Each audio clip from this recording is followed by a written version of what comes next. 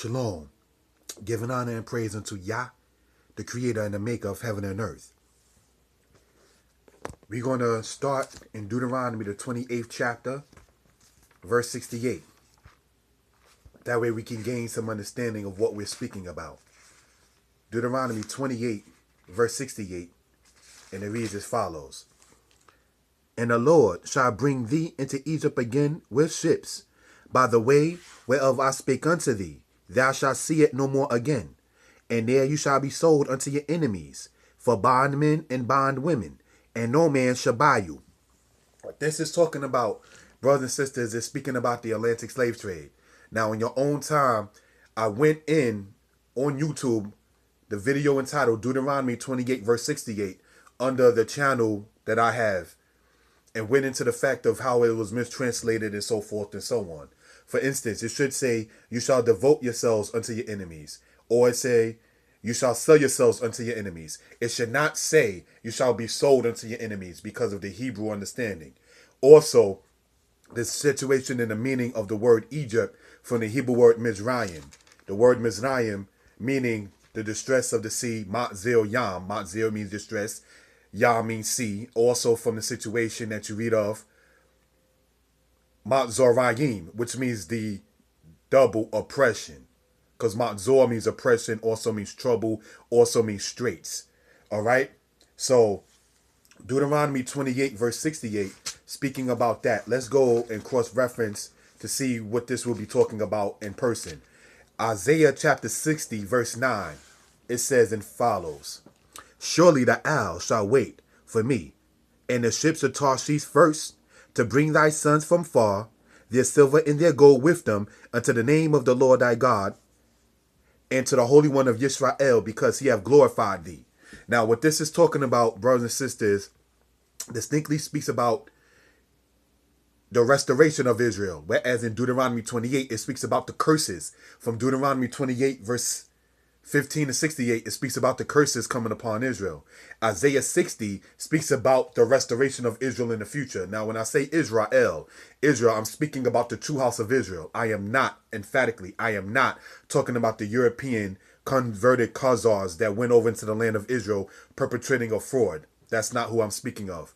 I'm speaking about the 12 tribes of Israel who were scattered out of their land, starting from the era of Tiglath-Pileser of Assyria in 732 BCE, all the way to the time of Titus of Rome and Hadrian of Rome in 70 and 135 AD, respectfully. All right, now that's who I'm speaking about. Now, right here, it distinctly speaks, brothers and sisters, about the ships of Tarshish. So let's understand biblically who Tarshish is. If you go, brothers and sisters, into the book of Chronicles. Yep, Chronicles, that's it. First Chronicles chapter 1, we're going to start in verse 5. And it says this. First Chronicles chapter 1, verse 5. And it says, the sons of Japhet, Gomer, and Magog, and Madai, and Javan, and Tubal, and Meshech, and Tiras. And the sons of Gomer, Ashkenaz, and Riphat, and Togarmah. And the sons of Javan, Elisha, and Tarshish, Kittim, and Dodanim. So, brothers and sisters, the children of Japhet is speaking about the European people. So that way we can gain some understanding of what's being spoken about. It distinctly says that Japhet, one of his sons is Javan, and one of the sons of Javan is Tarshish. Now, Tarshish is the same Tarshish that we read of in the book of Isaiah. So that way we can gain some understanding of what is being spoken about. So now, who is Tarshish? Let's go, brothers and sisters. I have a Bible dictionary here. It is called Dictionary of the Bible, Grant and Rowley. And on page 958 of this, we're going to read what it speaks about when it says Tarshish. So that way we can gain some understanding. So we can get biblical references and external references of what we're presenting. Page 958 in this particular book, for those who actually happen to have a copy of it, under the subtitle of Tarshish. And here is what we read, brothers and sisters. And it says as follows. Tarshish, a place far from Palestine, refer to the book of Jonah, chapter 1 and chapter 4. probably in the west extreme of the Mediterranean. Let's remember that.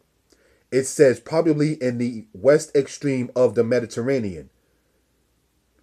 It is mentioned in Jeremiah chapter 10, verse 9 as a source of silver, and in Ezekiel chapter 27, verse 12, also of iron, tin, and lead. This indicates Spain and even the regions beyond the straits. So that way we can gain some understanding emphatically of what we're talking about. It distinctly, brothers and sisters, says that Tarshish is identical to Spain.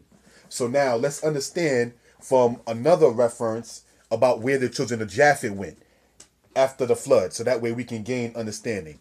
In the book of Josephus, we are in Josephus, page 30. We are in book 1, chapter 6. Antiquities of the Jews. It says, Japheth, the son of Noah, had 7 sons. Pay attention. They inhabited so that beginning at the mountains of Taurus and Amanus, they proceeded along Asia as far as the river Tanais and along Europe to Cadiz, and settling themselves on the lands which they light upon, which none had inhabited before, they called the nations by their own names. Now, one of the things to be known is that it distinctly speaks about the children of Japheth going all the way as far as Cadiz, Cadiz. So now, to sit there and show the references and to build our case, brothers and sisters, let's go into, I have what they called here, the Random House Dictionary of the English Language. Now, I like to at this time, not getting sidetracked, I like to at this time to give, on a human level, a personal shout out or respect, that is to say, or an acknowledgement, that is to say, to the people at Strand's Bookstore in New York City. That is located in Manhattan. You take the 4th train, the 5 train, or the 6 train, the Strand's Bookstore, and you can get a lot of gems in that place right there. Amazon, yes, has books, but sometimes you just want to get it right there. Okay, now, in this book here, this is entitled The Random House Dictionary of the English Language. And by the way, that store Strand is on Broadway and 12th, for those who might care to know or who care to find out. All right, now, under Cadiz, on page 207 in this book right here, continuing on, let's gain some understanding what Cadiz is. Because we already read in Josephus, right, that the children of Japheth went as far as Cadiz. Now, we already read that Japheth was in the land of Europe. All right, and we already read in the Bible dictionary that Tarshish is identical to Spain. So let's see what Cadiz is, so that way we can build our situation and our case from that point and that premise, using references and not just talking off the top of our head. All right, Cadiz, it says, a seaport in southwest Spain on the Bay of the Atlantic. Now, it distinctly says that Cadiz is a seaport, brothers and sisters, in southwest Spain. So that way we can gain some understanding of what in the world we're talking about. I have a book here. It is a map, if we will. And right here, brothers and sisters, we see Cadiz. This is Seville. This right here is Spain. So that way we can gain to see what's going on. And right from Cadiz, we're going to get into this as we go on in part 2. This is the point where it says to the West Indies. We're going to get into that a little bit later on and how that right there shows in reference.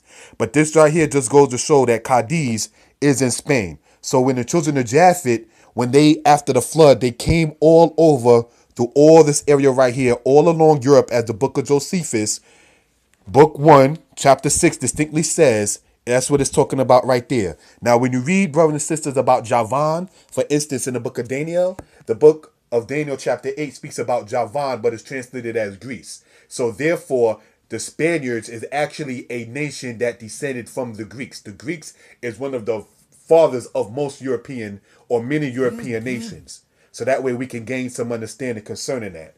Now, brothers and sisters, if we will, I would like to sit there and conclude with this. Part 1, Hebrew Israelites presents Black History. Shalom.